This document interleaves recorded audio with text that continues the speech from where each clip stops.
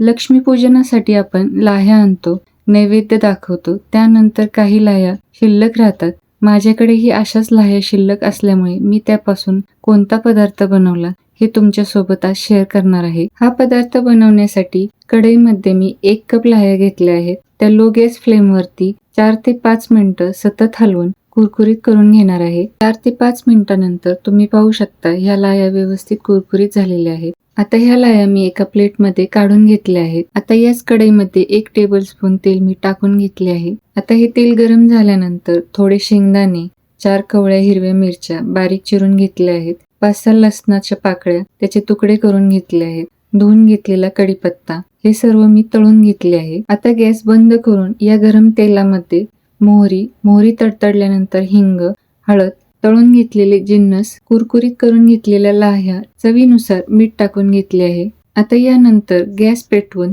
हे सर्व साहित्य मिक्स करून लो गॅस फ्लेमवरती 2 ते 3 मिनिटं परतून घेऊ. 2 ते 3 मिनिटं झाले आहेत. आता एका प्लेटमध्ये काढून घेऊ. हे अशा प्रकारे उरलेल्या लाह्यांपासून क्रिस्पी आणि टेस्टी स्नॅक्स बनवून तयार आहे. हा व्हिडिओ जर तुम्हाला आवडला असेल तर व्हिडिओला लाईक व चॅनलला सबस्क्राईब नक्की करा.